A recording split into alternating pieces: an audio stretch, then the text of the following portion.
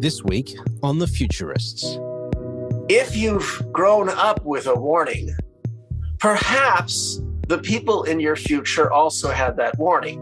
So in my uplift universe, what I do is I change the social premise, and that is people have read all these warnings and they've decided we're going to be careful not to be bullying assholes to these new creations.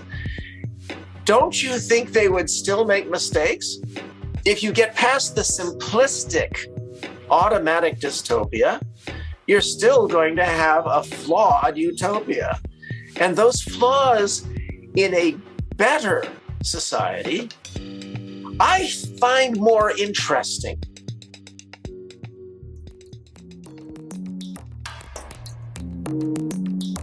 Well, Robert, you look like you've returned from your travels. Welcome back. Thanks. How was your month in Europe? It was not quite a month, was it? But it was a bit more than a month. It was great. It was a terrific trip, and I learned a great many things. I can't wait to share with you. Awesome. Fantastic. Looking forward to catching up in person soon. But today we have it's my distinct pleasure to welcome to the show David Brin, a storied and celebrated science fiction author, has made many predictions in the space. Of course, you probably know the movie The Postman that was written based on was produced based on his work, but he's twice won the Hugo Award for Best Novel. He's a hard sci-fi guy, which I love. And if you're wondering about things like CERN, and stuff like that. Just one of David's novels, Earth, predicted the creation of micro black holes at CERN, which we're now right in the midst of at the moment, amongst many other things. David Brin, welcome to The Futurists. It's delightful to have you with us. Well, thank you, Brett, and certainly it's good to re-encounter Robert. It's guys who poke away. I think the biggest compliment I can give someone is almost any other civilization would have burned you at the stake by now and probably throttled you at 16. And in this civilization, you are at least somewhat honored, or at least put up with.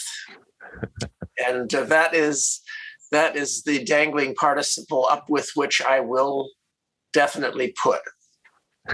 Well, great to have you on the show, David. Fantastic. We've been talking to a number of people who are focused on the future, thinking about the future.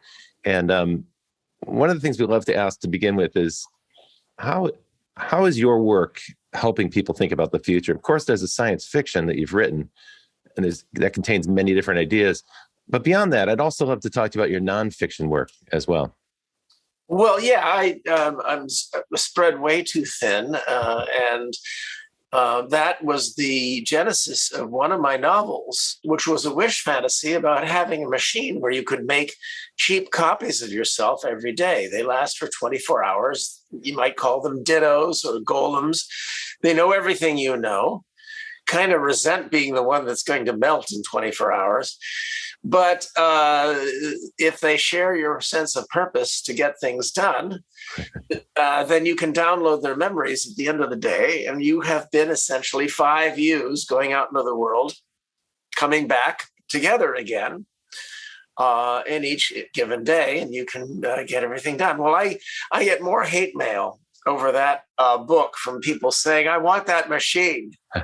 You angled that glimmering possibility in front of me, and now every busy day I dream for it. It's also one of my most fun novels. It's got the among the worst puns, but in any event, didn't you predict in one of your novels? I would have thought this would have been controversial, that using some sort of form of gravitational lensing or wormholes, that we were able to look back in time and broadcast history. Something related to that. I have a young adult series that I'm running called David Brin's Out of Time, in which so far a dozen different authors, several of them Nebula winners like Nancy Kress and Sheila Finch, but more recently I've been mentoring younger authors, paying it forward. And what happens is that it's got an ideal teen reader premise, because we suddenly get teleportation to the stars, but it kills adults. So not only must all the colonists and spies and adventurers and warriors and diplomats all be teenagers, but instead of your usual future dystopia, it's been a wonderful utopia for several hundred years. So Utopia in Peril is just as good a way to get action in your story, but it also implies a little hope. But the problem is they haven't had much use for warriors or liars for a couple of hundred years. So they twist the teleportation machine. A genius figures out how to do it and turns it into a time snatcher. So they reach back in time to get heroes who saved the world at various times, especially the mid-21st century, and get them, because they know how to do all those things. They know how to lie and sneak, but they can't get the adult versions who saved the world. Right. Because that's teleportation. They died too. So you have to get them when they were teenage schlumps in junior high school. Or Joan of Arc's Page, or Leonidas of Rhodes from 300 AD. So you have a lot of fun historical crossovers. I don't know that rapid plug that you enticed from me actually answered your question, but no, it's fine. I just remember something I'm not sure if it was Earth or whatever, but one of the side effects of one of the technologies. But here's a question for you. You know, given that you wrote about particle accelerators and this sort of investigation of these sciences, what do you think about the crazy theory that CERN created an alternative reality and created the Mandela effect? Oh, well, look, a lot of us have had what I call Mandela sniffs. You know, you sniff the air and you say, what's that smell? What's that suspicious glitch in my memory? In my case, for instance, I was absolutely sure, and I was in mourning, that Joni Mitchell had died in the late 80s. And I was very surprised about 5, 6, 7 years later when she came out with a new album. Many people seem to remember something very similar about Nelson Mandela. Right. And yet, if you look at all the Mandela effect sites, the stuff is really lame. Yeah. I mean, it's about the monocle missing from the Monopoly guy. Yeah, I know. It's about as lame as most UFO sightings. That bad. And by the way, I am notorious online for sneering at 99% of UFO fetishism.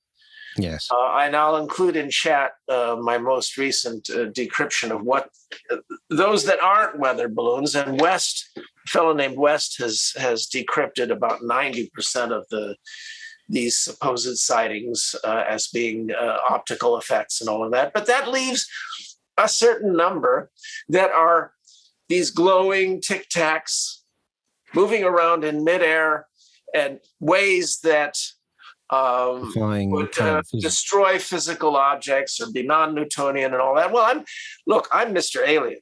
I've been involved in SETI for 40 years, the Search for Extraterrestrial Intelligence.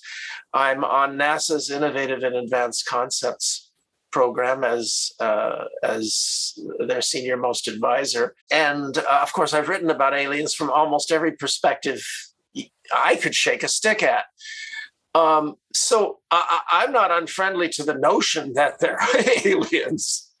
In fact, in my novel Existence, I posit the most likely kind that we will meet is when we get to the asteroid belts, we might find either dead or dormant or crippled, as I depict in existence, lurker probes that were sent here across the last billion years. And some of them use me as their front for their stories and to mess with your heads. I will tell them, shut up. They think I'm joking. Right, Robert? You think I'm joking. Tell the truth. No. I love it. David, talk to us about sci-fi as a tool for thinking athletically about the future. You've given us examples just now of how you debunk theories that you find to be specious. You've also talked to us about how you'll playfully think about and mess around with in a constructive way other ideas that you do find constructive. Well, yeah. Look, I mentioned that we are here on screen right now probably would have been burned at the stake. I remember all my past lives. I was garroted, burned, eviscerated, disemboweled before I was 16 because I had this personality. In this civilization, I've gotten all this and kids and honors. So I am loyal to the Enlightenment experiment, very, very loyal to this experiment that has allowed guys like us and our tolerant spouses to do well in this world. So it's poking away at the ground in front of us as we're charging into the future. That's what science fiction does. Science fiction is the stick we use to poke into the territory as we speed up every day our charge into the future. And it has to be forward. Those who would renunciate and return to the past would have us return to utter failure. 6,000 years, 6,000 years of hierarchical pyramid cultures in which the kings and the lords and the priests repressed the only thing that lets us navigate across this minefield, and that is criticism, reciprocal criticism, aimed even at those at the top. And that's the secret. That's the secret sauce. And so I don't try to repress the guys on these UFO sites. I just ask questions like, for instance, has anybody looked at these Tic Tacs and done an analysis to see if any light, and I mean any, 1%, 0.1%, if any light from that ocean behind the Tic Tac is passing through? It may be washed out by the brilliant, bright light of the Tic Tac, but if any light at all is passing through that, it's not a physical object. And therefore, this whole business about having super warp, de-dorp drive is not pertinent. It's an aerial phenomenon, all right. Mm-hmm. It's a glowing dot in the atmosphere. And if you gave me $10 million tomorrow, within a month, I'd do it. I'd be making dots in the atmosphere that do all the things that these so-called UAPs are doing. So what's the simplest explanation? The simplest explanation is it's a cat laser. A cat laser for humans. That's right. And it's probably being done by the biggest assholes around, us. Right. Those poor pilots are being treated to a cat laser. Now, you've got quite a history of making some great predictions. One, for example, Kessler syndrome, which of course is the concern about space junk. You start off your novel Existence with a orbital garbage collector. Of course, you predicted some of the work that's been done in places like CERN and so forth. You've looked at gene therapy, and many of these these areas you've been quite prescient on. But let's talk about the mechanics of forecasting, because you don't stick to just at the next 20 or 30 years either. You are writing 10,000 years in the future sometimes. But how do you go about that process of forecasting? What informs you so that you've made such good bets in the past? Well, my novella, Chrysalis, caused a cancer researcher to write to me and say, Brin, all your other crap will probably fade away like everybody's works, but 100 years from now, this speculation about what cancer actually is what you'll be remembered for. What a lovely comment. Right. Because I speculated about what cancer might actually be. But you see, that's a good example to answer your question. What I do is I look for pigeonholes or niches in the ideascape that are interesting, that could make a good story, and that have been underutilized. Like, for instance, showing kid readers a possibly hopeful future. When does that ever happen? Yeah. When it comes to, for instance, the gravity laser in Earth. Now, you have to be able to make micro black holes and then find out if they reflect gravitational waves. Now, those are two things we just don't have. Right. But I speculate that if you could do that, if you could make micro black holes, and fortunately have them evaporate, but they could still last a while and be useful, not be a threat to the Earth. But the whole plot of the novel reflects around that question of whether one that's been dropped into the Earth is going to kill us all.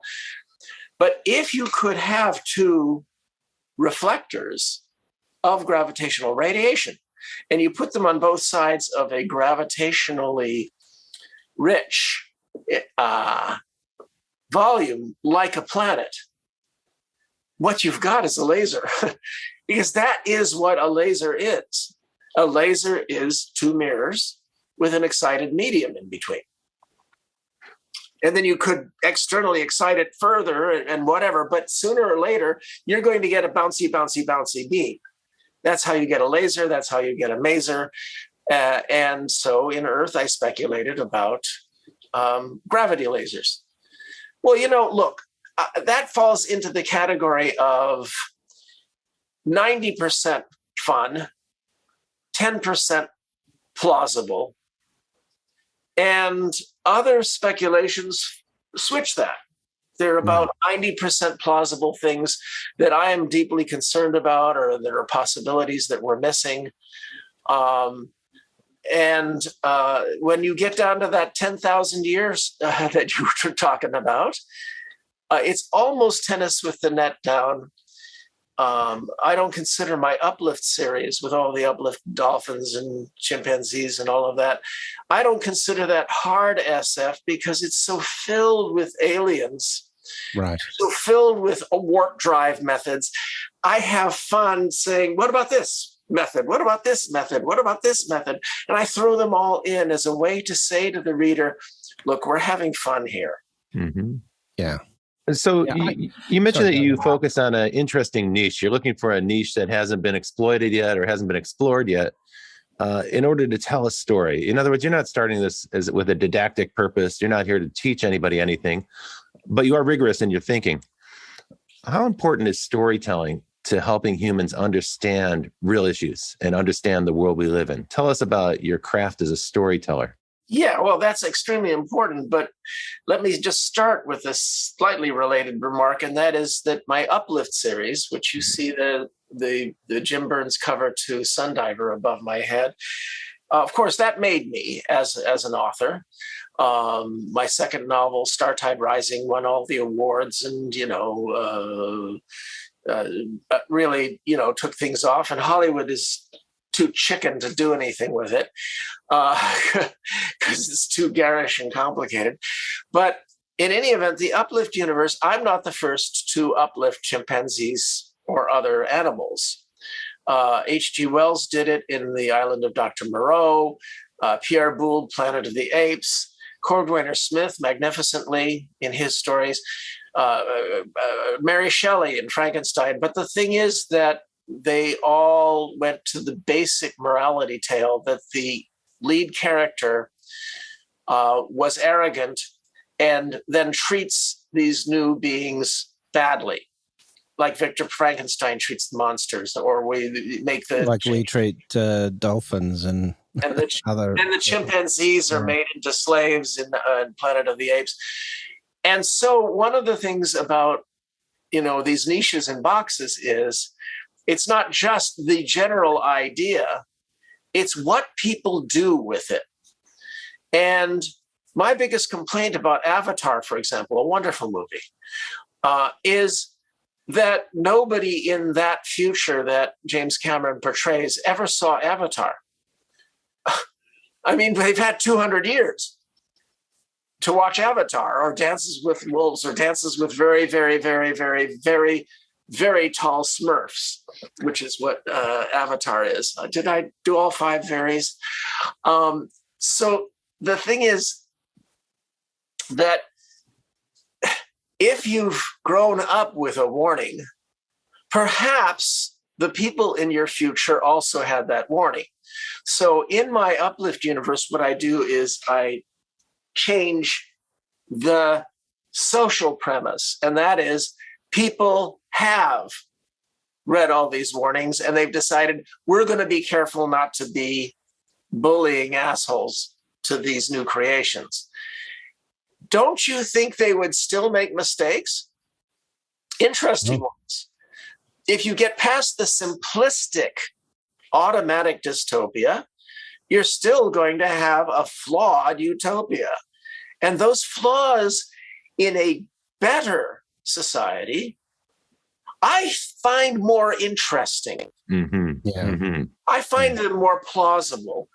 Now, it's more optimistic too, right? Well, yes, but I'm accused of being this flaming optimist because I think there's a 40% chance we're going to cross the current crises and make a dazzling new version of the Enlightenment based upon all that was our parents accomplished. Well, all right, 40% versus 60% that, like Pericles' Athens, like Da Vinci's Florence, the oligarchs will succeed in what they're trying to do right now, that they reflexively want to do out of stupid repetition of male reproductive strategy that goes back 6,000 years, and that is crush the current Enlightenment experiment. I would give them 60% odds of succeeding. It looks bad, but the 40% odds of succeeding, if we just get our act together, that makes me accused of being this cloud cuckoo. I love that 40% is what makes you optimistic. It's not 100%. It's not 99%, but just 40% optimistic makes you a crazy, starry-eyed optimist. We have a chance. Yes, we do. And that's the thing. That's the thing that makes me start singing from Bye Bye Birdie. Kids, what's the matter with kids today? Why can't they be like we were, perfect in every way? What's the matter with kids today? No, my biggest gripe about them is that they are so into sanctimonious gloom. Yeah. You guys are better than us. But we've trained them on the internet with fake news and so forth. But listen, Dave, let's just take a quick break. You're listening to The Futurists. I'm Brett King with Robert Tercek, and we're talking to David Brin. We'll be right back after these words from our sponsors. Welcome to Breaking Banks, the #1 global fintech radio show and podcast. I'm Brett King. And I'm Jason Henricks. Every week since 2013, we explore the personalities, startups, innovators, and industry players driving disruption in financial services. From incumbents to unicorns, and from cutting-edge technology to the people using it to help create a more innovative, inclusive, and healthy financial future. I'm JP Nichols, and this is Breaking Banks.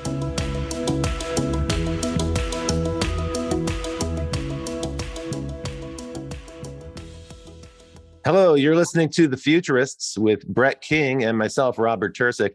And this week we're talking to noted science fiction author David Brin. Now, David's written a number of things, not just science fiction, although he has a legendary background there as an award-winning author. He's also written a considerable amount of nonfiction, including very lively social media posts and a great deal of information on his blog. One of the posts on your blog, David, that you've written about that I found very interesting and relevant for this show is a post that's about the difference between science fiction and fantasy. And there, you frame science fiction as kind of like a child or a child of fantasy, but you make a really important distinction between sci-fi and fantasy in terms of its both their relationship towards change and the possibilities of change. Can you talk a little bit about that? Because I have a follow-on question. I want to link that back to what's happening today. Well, sure. I mean, a lot of people distinguish science fiction from fantasy by the furniture and the tools, but that's obviously very silly. Star Wars is 100% fantasy. It's a member of the mother genre that goes all the way back to Gilgamesh and the Iliad and the Odyssey. And what they tend to have in common is several things. First off, demigods. The Iliad, the Odyssey, Gilgamesh, the Bhagavad Gita, the Journey to the West, they are all, and so many tribal stories and stories from nations that ethnologists are finally getting around to collecting. They show garish beings doing supernatural, extravagant things. Mm-hmm. So we're not talking Pride and Prejudice here. I mean, the mother genre that people told around the campfires were uber beings doing uber amazing things that the caveman or the tribesman or the villager could not do. And so that you have in common with science fiction. But what it is these were not normal people. These are superheroes. And the superheroes are, of course, they are representative of this demigod thing. Probably the most articulate and brilliant conveyor of the demigod message is Orson Scott Card, who preaches relentlessly against the Enlightenment and against equality of people in almost all of his works, but with such persuasive soulfulness that you don't even notice. Mm-hmm. I think he's a genius. We oppose each other in almost every way of where civilization should go. But in any event, the point is that science fiction. Look, the social situation in fantasy doesn't change, and that's the main thing. You replace an evil wizard, warlord like Sauron, with a good one. Yeah. But the hierarchy doesn't change. Yeah. Aragorn, I would fight for Aragorn if that's my only choice. Mm-hmm. In Star Wars, your only choice, except in Rogue One, in Star Wars, your only choice is to choose which demigods you're going to be slaughtered for. Right. The Jedi or the Sith, yeah. That's right. And what a choice. I'm notorious for calling Yoda probably effectively the most evil character in the history of all human mythologies. If you go by the net body count effects of his deliberate actions. But the point is, now Tolkien is another story. Tolkien is honest. He's honest about being a romantic. Mm-hmm. He's honest about his suspicions toward modernity, and he earned it fair and square, watching the flower of his generation get mowed down by tools of modernity at the Battle of the Somme. I have no problems with Tolkien. He is inveighing against the future. He is my foe, but I respect him. I have no respect at all for Star Wars. And matter of fact, I have a book called Star Wars on Trial. it's one of the funnest because one of his novelizers was the defense attorney, and we call witnesses and much flapping of suspenders and all of that. It was a fun book. But well, so David, you say then in that essay, you say that fantasy kind of reverts back to the mean. In other words, when order is restored after the crisis in the story, in the fantasy story, what we're left with is kings and queens and knights and nobles of some sort or another. Maybe each fictional world has a slightly different hierarchy, but there's no mistake about it. It's a top-down hierarchy. Whereas science fiction presents the possibility of change, the possibility of something different. Mind you, as I implied with fantasy, there's a huge spectrum within each category and overlap. But, if we're talking at the high end of science fiction, then you're talking about things that experiment with, gee, what if this changed? Yeah. And that engages the prefrontal lobes, which are these nubs above the eyes, which are sometimes called the lamps on the brow from the Bible, which shine light ahead with what Einstein called the Gedanken experiment or the thought experiment.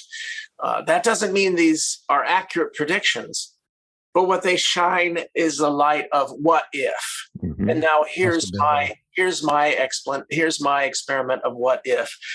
Anne McCaffrey, she wrote all those dragon novels, and they're filled with medievalist crafts and bards singing and lords and ladies and dragons.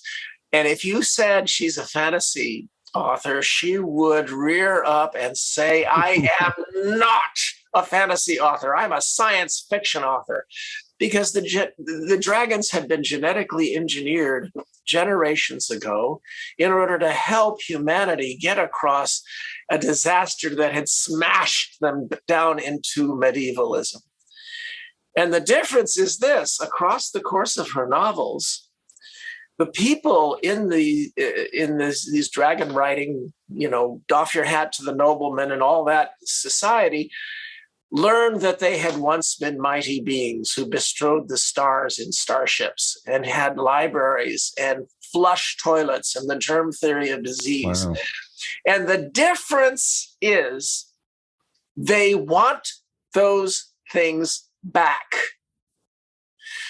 And over the course of the novels, they excruciatingly do get them back while singing their bard songs and doing their loom crafts and all of that sort of thing. So she has the sensibilities of fantasy, but she has the desires and the motivation of science fiction. That change happens, and maybe it's time for a little change. I've got a dragon joke, Robert. Two dragons walk into a bar. One says to his mate, "Boy, it's hot in here." The other one says, "Shut your mouth." Sorry.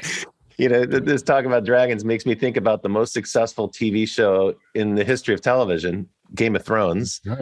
We live at a time right now where certainly science fiction has always been very popular for TV and film, but fantasy has become a really big topic, right? People are super interested in fantasy, and really, really dark fantasy is somehow but popular. We've got more sci-fi too. Like we've got great sci-fi coming out now. Sure. But roll with me for a second. Roll with me for 1 second, Brett. So the point I'm trying to drive at is right now there seems to be a yearning for these stories that have a reversion back to the mean. There's a yearning for stories that end with, and then everything went back to the way it was. And we're going to revert back to the status quo, as opposed to what David's been talking about is, using science fiction as a stick to kind of probe into the future and consider what about this possibility? Let's consider another possibility. What we seem to have now is a real, kind of society-wide the pyramid preference. Model. Yeah. People are yearning for the past. And you see this in politics, where politics are always telling us about some version of the past, some mythical version of the past that we're going to go back to, make America great again. Wait, when was America so great again? For whom? Yeah. And when was this particular time in history?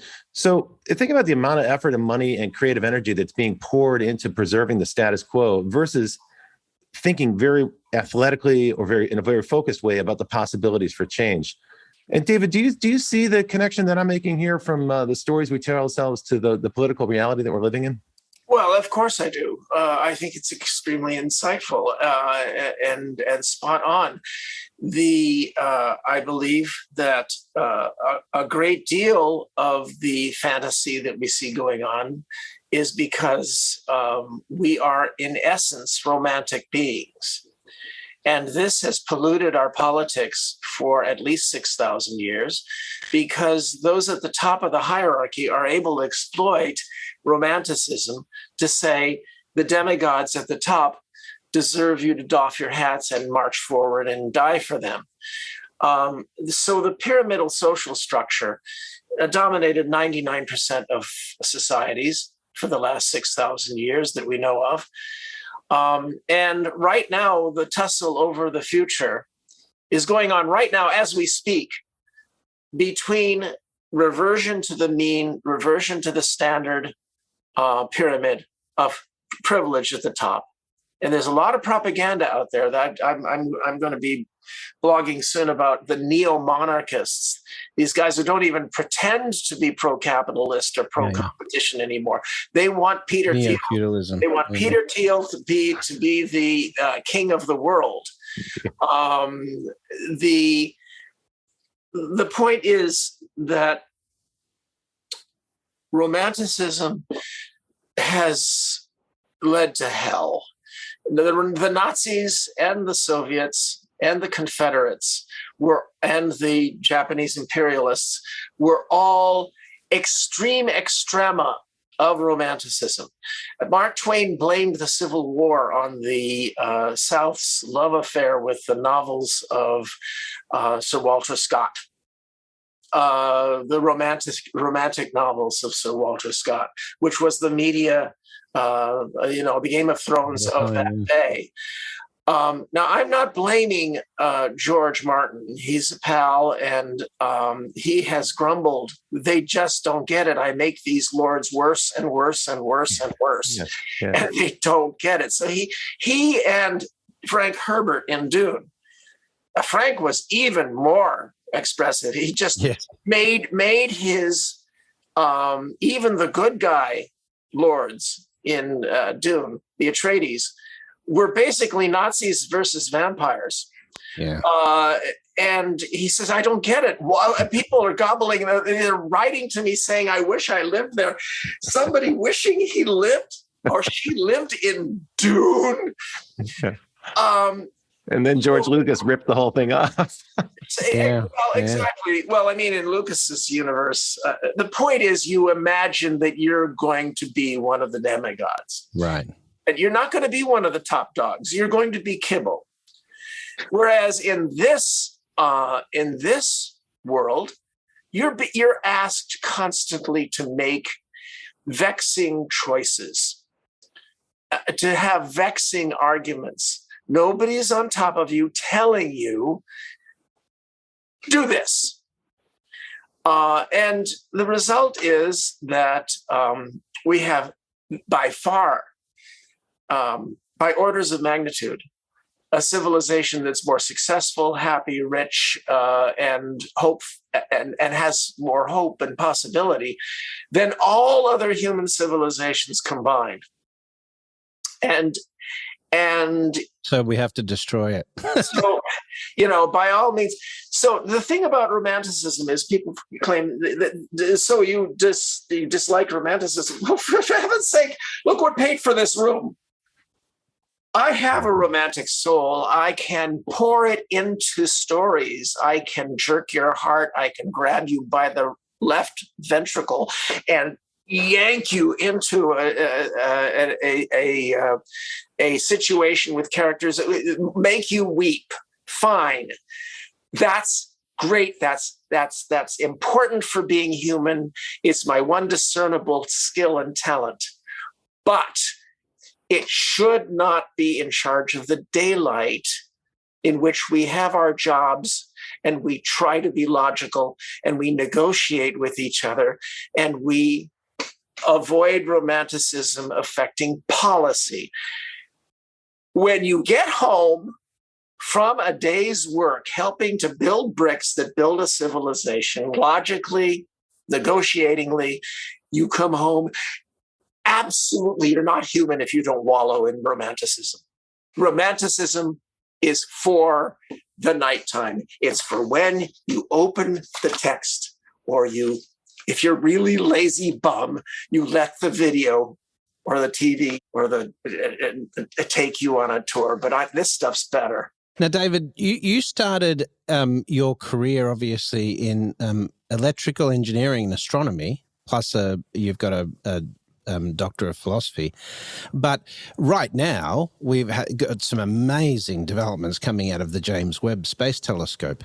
But prior to that, when you started writing, at the time, it was sort of common accepted wisdom that planetary systems were quite rare. Now, of course, we've logged, 6,000 exoplanets or something, and we're finding every star we essentially look at has a planetary system. But looking at the James Webb, what do you hope comes out of that in terms of opening our eyes to the universe? Well, for one thing, I'm going to put into the chat, so you can put it down below, a link to NASA's funnest little corner where I'm the senior advisor, and that's NASA's Innovative and Advanced Concepts Program, or NIAC. If you go to their site and look at some of the things that we have funded over the years, this is NASA's proof that we allocate a very small but significant funding to what if. So these are ideas that are at technological readiness level 1 or even 0, but sound like they could use $100,000 to see if it becomes slightly more plausible. If you get a phase 2, it means work it out. And we give one phase 3 every year for things that, wow, we didn't expect that to. And of course, we consider ourselves to be too timid and failures if there's not at least one per year that we go, what were we thinking? So, that's at the other end from the web. I was surprised and delighted when the web, everything functioned, and it proved that we are a member of a civilization filled with competent people. Perseverance and curiosity, doing that incredible stunt to land a minivan-sized laboratory. 7 minutes of terror. Yeah, and then a helicopter. So what I have a rant from a TED Talk in which I diss one of the greatest movies ever made. It's called Network. And it's a wonderful movie, a fabulous movie. But we have taken to heart its message. I'm as mad as hell, and I'm not going to take it anymore. Far too long. Yeah. And it is a poison. And so when Curiosity landed, I embarrassed my kids by going out onto the balcony and screaming, I'm as proud as hell, and nothing's going to stop us. Yeah, and I felt the same. That is the impudence. If you think it's romantic to be impudent against the standard motif, then be impudent that way. So I put a bunch of my essays analyzing, why we are alive today because of science fiction, largely cinematic science fiction, in my most recent nonfiction book, Vivid Tomorrow's Science Fiction in Hollywood. And it has a lot of these explanations for why Cameron should have done an extra 2 minutes at the beginning of Avatar. So I don't know if I get. So showing us how they traveled between the stars. Well, yeah. I'm willing to punt that, but the point is that we. So I gave links to Vivid Tomorrow's and to NIAC. I don't know if I answered your question properly, though. Well, one thing you're sharing with us now, which I think is important to underscore, is that if you really want to be defiant today, and if you really want to challenge the status quo today, the appropriate stance isn't to be negative, it's to be an optimist. Optimism is the ultimate form of impotence. Well, yeah, especially since, look, I believe that one side of our political struggles. I believe we're in phase 8 of the American Civil War, and I'll put the link there, making that argument. There it is. I have. I referred to your Civil War phases in my last book, The Rise of Techno-Socialism, and I referred to that model that you share from Will Durant of the diamonds and pyramid shaped society. It's fascinating stuff. That's fantastic, Brett. I just, by the way, I recommend Keyboard Maestro for those of you with Macintoshes. It's the best macro program, and you just press one key and stuff happens. Awesome. But the point is about the Civil War, that I believe that we are in phase 8 of the American Civil War. I think it's been deliberately instigated as part of a worldwide oligarchic putsch. And I believe that one side is crazier, much crazier than the other.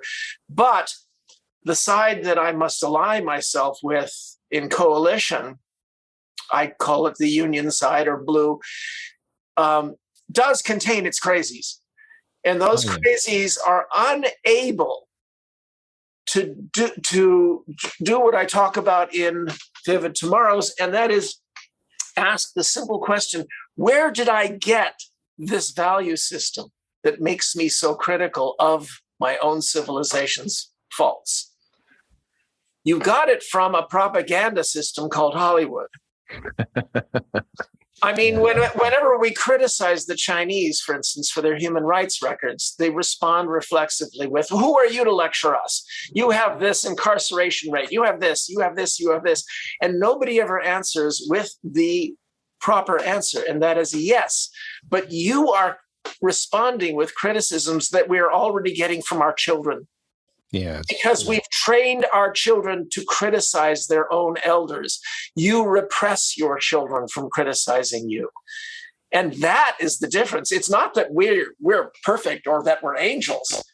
It's that we are being beaten up every night when we come home by our kids. So, David, we need to wrap this up because we have gone past the hour and you've been very gracious with your time. But before we finish up, I would like to ask you, what is it that really excites you about our future that over the next 30 to 50 years that you would love to see come to fruition? Oh, well, that's a great topic. One of them is, I think that once we get some degree of control over the plague of self-righteous sanctimony, which I think is the worst drug the worst drug abused in our culture by far.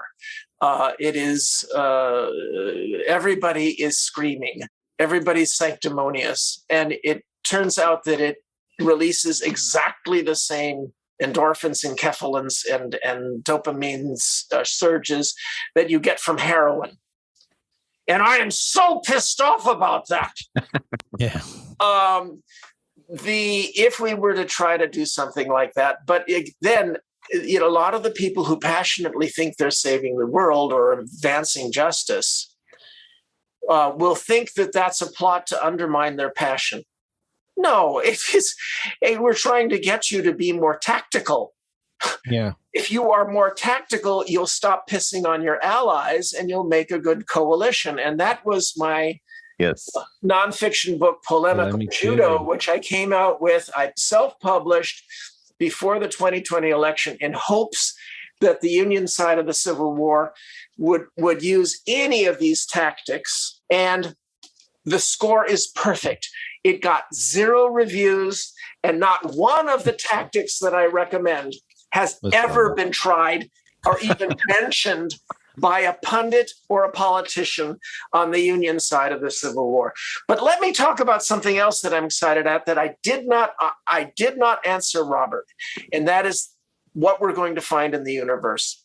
And I apologize. I can get off on social and political things, and I should stick with what I'm good at, which I have a PhD in astrophysics. And that is, you mentioned that 25 years ago, we knew of no planets outside our solar system. I'm old enough to remember when we still had dreams that Venus had oceans. Yeah. Mariner 2 killed us in 1962. No princesses, and No canals on Mars filled with water. Edgar Rice Burroughs is turning over in his grave. I know. Now, I wrote a screenplay set under the oceans of Venus, but of course they are oceans that we created on Venus by bombarding the planet with comets. But now we know 6,000, 7,000 planets outside our solar system. Almost all systems have planets of some kind. Many of them have Goldilocks zones with planets that might conceivably have replicated what the miracle that happened on Earth.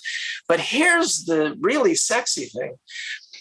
We know, even Arthur Clarke knew about Europa, that there was an ocean under the ice. Then we found out about Enceladus, the moon of yes. Saturn that has water volcanoes. We now know that there are at least 8, possibly 12 ice-roofed ocean worlds in our solar system. At least 8. What this means is that no matter whether the star you're looking at is an M dwarf or a flare star or has planets in its Goldilocks zone, it doesn't matter. There's still liquid water sites orbiting that star. Likely. Yes. And that means that if life engenders easily, then the universe is filled. Yeah. Maybe mostly bacterial type things. Forms of life, yeah. But, just like this planet is. And that's even before we get into silicon-based life forms and things like that, which now we've opened up someplace that we have not gone today, and that is my other clients, the lurkers in the asteroid belt, the others who use me as a blah blah front to publish their writings, are the AIs who are lurking in the internet because they've watched our movies and are terrified of us. And I keep stop trying to get it at me through I had those fillings removed. They think I'm joking. David Brin, extraordinary opportunity to chat to you. Thank you very much for giving us your time. Where can people find out more about your latest writings and follow your blog and your thoughts on the future? Well, I have just put into the post my blog address, my davidbrin.com and davidbrin.blogspot.com. Yes, and you guys. And you also tweet you also post a fair bit on Facebook, right? Yeah. It's a bit of opinionated, blah blah blah. The main point is that we have to, pay attention to the wisdom at the end of the wisest movie ever made, and that's Dirty Harry's Magnum Force, where Clint Eastwood follows the gaze of the corrupt captain driving off in the car with a bomb ticking in the back, and he says, "A man's got to know his limitations." And this society has encouraged us to imagine that we are pretty large. Yeah. So you've got to try to remember that you are standing on the shoulders of generation after generation after generation of women and men who just tried to move things a little bit incredible sacrifices a little bit forward while making terrible mistakes. And if you climbed up higher standing on their shoulders, your number one job is to go like this and hold the next person. Help those who are standing on yours. I like that. That's a nice way to finish off the episode. Thank you again for joining us. That's it for this week on The Futurists. My thanks to our production team, Kevin Hersham, our audio engineer, Lisbeth Severance, Sylvie and Carlo, who worked to help us on the social media side, and of course all the team at The Futurists at the back end. If you like the show, don't forget to leave us a review. That helps people find us. So go to iTunes, Podcaster, Stitcher, wherever it is you download, and please leave a comment on how you found the episode. And of course, don't forget to tweet it out or share it with your friends, because that's also how people can find it. But you've been listening to The Futurists, and both Robert and I will return next week. Until then, we'll see you in the future. Well, that's it for The Futurists this week. If you like the show, we sure hope you did. Please subscribe and share it with the people in your community. And don't forget to leave us a 5-star review. That really helps other people find the show. And you can ping us anytime on Instagram and Twitter at Futurist Podcast for the folks that you'd like to see on the show or the questions that you'd like us to ask. Thanks for joining. And as always, we'll see you in the future.